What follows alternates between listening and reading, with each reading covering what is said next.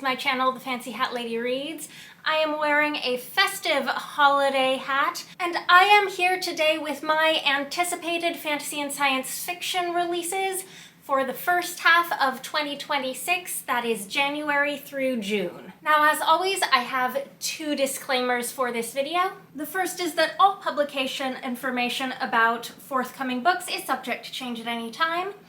And the second is that this list is a list of things that interest me personally, that I think I might want to read based on my own reading preferences. However, it is not a promise that I will read or review any of these books on this channel. This is a resource for you. So starting off with January, I only have two books here for January, and they are both January 27th releases. The first is To Ride a Rising Storm by Moniquill Blackgoose. This is the second book in the Waite series, following To Shape a Dragon's Breath. I'm very excited about this. I have been looking forward to this for a long time. And this series is published by Del Rey. Also on January 27th from Bramble, we have another sequel. That is Enchanting the Fae Queen by Stephanie Burgis. This is the sequel to Wooing the Witch Queen. This is the Queens of Villainy series, and I assume, based on things in the first book, that this is going to be a trilogy. Now, what I enjoyed most about the first book was specifically the relationship dynamic between that couple. And I know which characters are the lead couple in this second book. I'm a little nervous because I'm not that excited about reading about these two characters. However, I do think I will want to read the third book if I'm correct about who that couple is going to be. So I think I'm gonna have to read this one. This is a fantasy romance series where I believe each book is following one of these three famously quote-unquote evil queens who are not actually evil, that's just how the world perceives them, who have formed a political alliance against an evil empire. Moving on to February, I have two books on this list for February 3rd. The first is a little out of my comfort zone because it is horror, but occasionally something that is horror really intrigues me. This is a novella called In This City Where It Rains by Lyndsey Croal. This is from Luna Press Publishing, which has published quite a few novellas at this point. I've never read any of them. This is described as a gothic horror novella set in Edinburgh.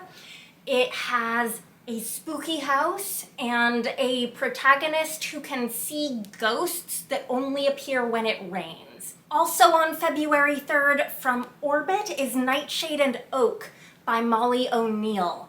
This is the second novel of the same author who wrote Green Teeth, which I heard really positive things about this year and might want to read at some point. This is Iron Age historical fantasy about a goddess of death who becomes mortal. And I apparently won a Goodreads giveaway for an early Kindle copy of this book and didn't notice the notification and didn't realize until I was preparing for this video and I was double checking publication dates against Amazon, and it was like, you already own a copy of this book, and I'm like, excuse me, what? And it turns out I do. I have it on my Kindle. Woohoo! And though I believe I said that I had two releases on my list for February 3rd, that is in fact incorrect because I have three. The third one is The Apple and the Pearl by Kechacha. This is from Titan Books, and it is a fantasy novel about a traveling ballet company that performs for the Fae. On February 10th, we have the first of two A.G. Slater Sourdough Universe books from Titan Books. This is A Forest Darkly. The cover of this one makes me think there might be like a little Red Riding Hood thing going on here. And reading the book description also makes me think that might be the case, but it doesn't, I haven't seen that confirmed anywhere. So that is just my guess, but I think this is probably going to be like dark and spooky and fairy tale-ish, as all of the Sourdough Universe books have been. Next, on February 17th, from Del Rey, we have Agnes Aubert's Mystical Cat Shelter by Heather Fawcett. It appears to be a cozy fantasy romance with a woman who runs a cat shelter and the disreputable wizard who is her landlord. See, this looks like totally sweet and charming, but in reality, I know that cat rescue is actually horribly traumatizing and like heartbreaking. And I think if this book romanticizes cat rescue like too much, I am going to be frustrated with it. So I don't actually know how this one's gonna go down. Moving on to March. On March 10th, we have the first of my sequels to books I haven't yet read, a fine tradition on the Fancy Hat Lady Reads anticipated releases list.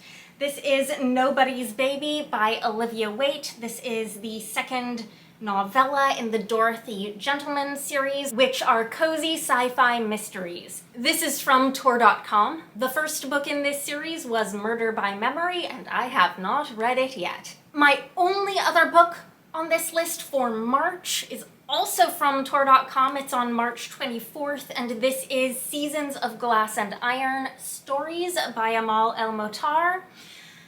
I know I've read two of the stories that are going to be in this collection, including the title story, which I read years ago, I think, when it was published, and really liked at the time. With the success of both This Is How You Lose the Time War and The River Has Roots this year, I do think this is going to be a relatively high-profile short fiction collection release. Jumping all the way ahead now to April 21st, we have another sequel to a book I have not yet read.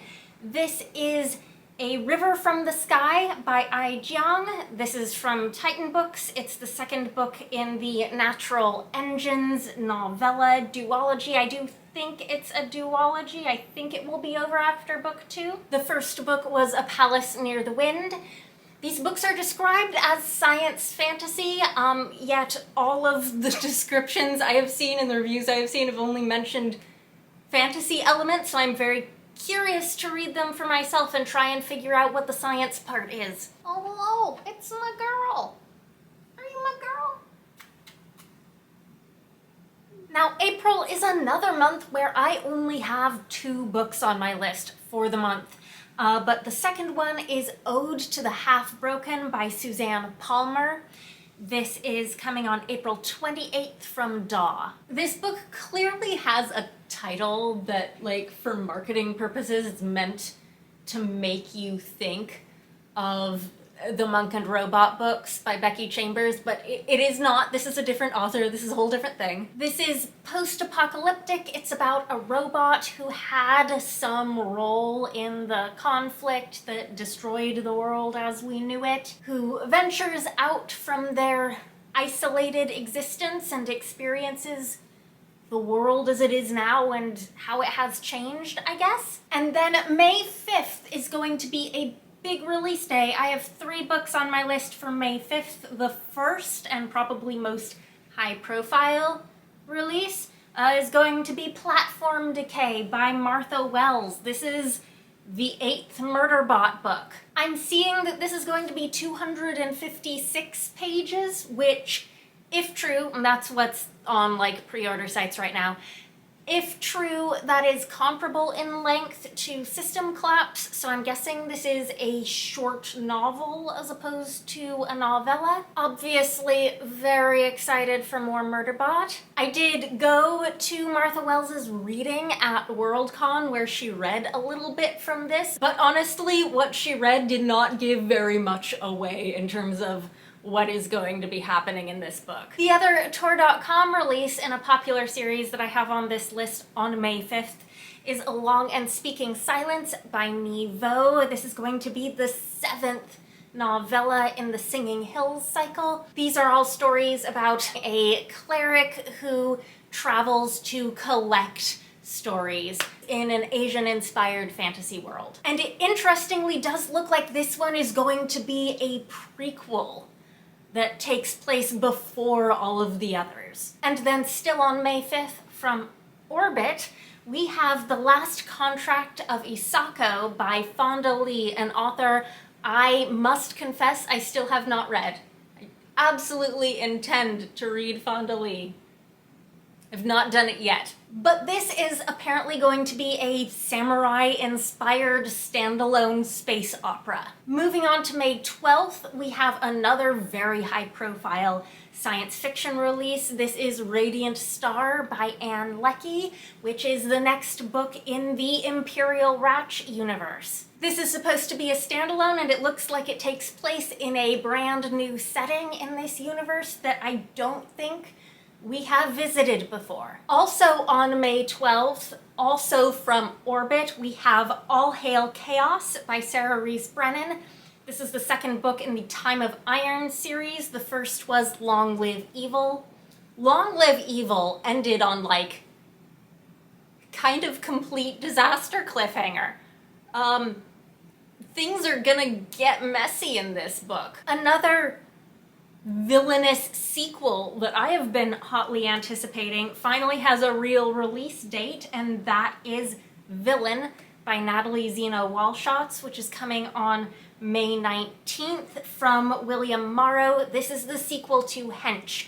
I have had this book on my anticipated releases lists, I think a couple of times before, where it had a release date, or even a release date and a book description, but it didn't have like a cover yet and the author hadn't said anything. This time we have a cover, we have an announcement from the author, so this is definitely finally happening in May. Hench is a superhero supervillain novel about a woman who climbs the sort of mundane workplace ladder of supervillainy to become the most trusted assistant to the city's most notorious supervillain. Now, all my favorite book covers of this video are coming right at the end here.